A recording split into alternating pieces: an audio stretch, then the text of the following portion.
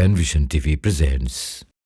কয়দিন আগে আমার পোলারে পাঠাইছিলাম পাত্রী দেখবার। আচ্ছা পাত্রী দেখে আসার পর জিগাইলাম, বাজান কেমন দেখলা? আমারে কয় পাত্রী নাকি জটিল। জটিল? হ্যাঁ। এরপরে কইলাম, বাজান এই পারিবারিক অবস্থা কি বা কেমন দেখলা তোমার শ্বশুরের অবস্থা? কইল অস্থির। অস্থির? হ্যাঁ। শুধু তাই না স্যার, জিগাইলাম পরিবারে আর কেউ আছে?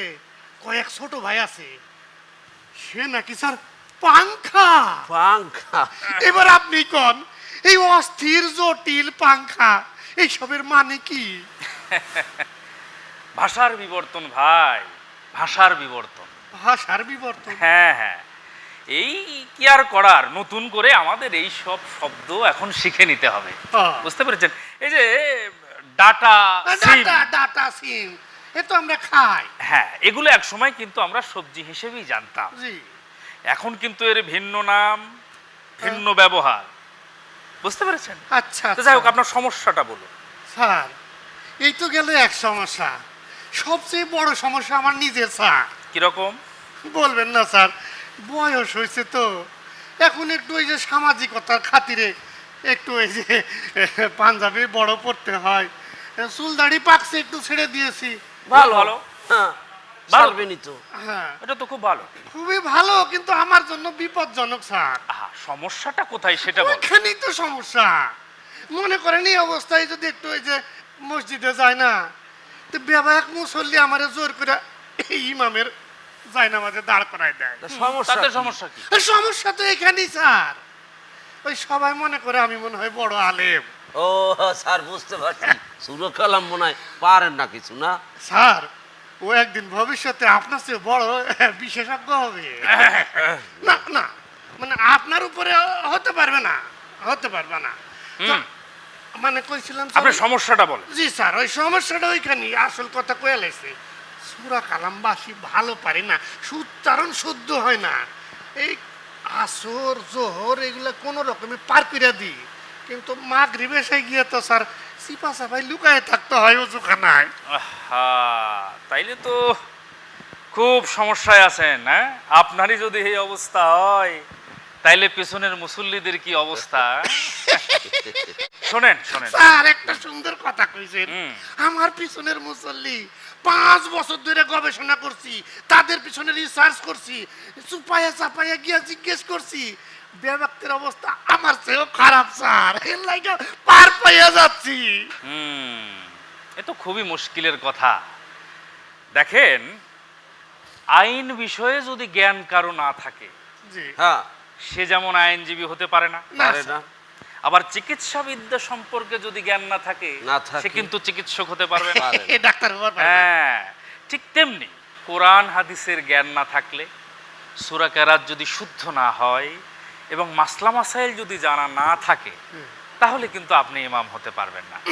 হ্যাঁ, দেখেন ভাই, দুনিয়াতে আপনি মানুষকে ফাঁকি দিয়ে এই চিপা চাপি এগুলোতে লুকিয়ে থাকলেও আল্লাহকে কিন্তু ফাঁকি দিতে পারবেন না।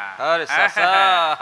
এই জন্য আমার মনে হয় আপনি যেটা করুন, বেশি বেশি কোরআন হাদিস চর্চা করুন, আচ্ছা। পড়াশোনা করুন, বেশি বেশি এলম অর্জন করুন, জানুন। আচ্ছা শোনেন, আপনাকে একটা জিনিস দেখাই, এদের অবস্থাটা দেখাই। দেখেন,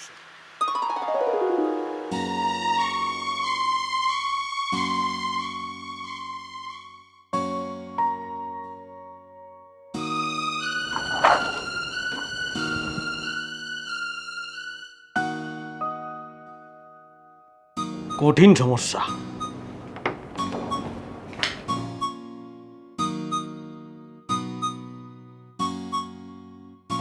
আসসালামু আলাইকুম স্যার, ওয়ালাইকুম সালাম।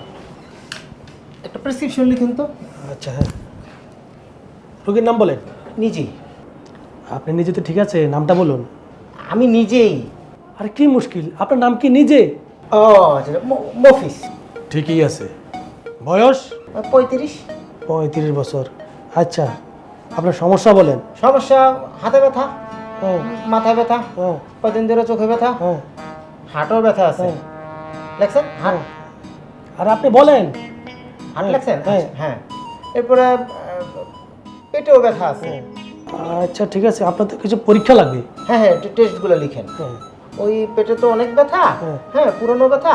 আপনি ওই যে পেট এই আলট্রাসোনোগ্রাম, আল্ট্রাসোনোগ্রাম, হ্যাঁ। বুকের ব্যথাটাও বেড়েছে, ফুল বডি এক্সরে দিয়ে দেন। বুকে এক্সরে দিব? আচ্ছা। শরীরটা কেমন কেমন জানি লাগে, কথা শুনতে চায় না, টাওয়া টাওয়া লাগে।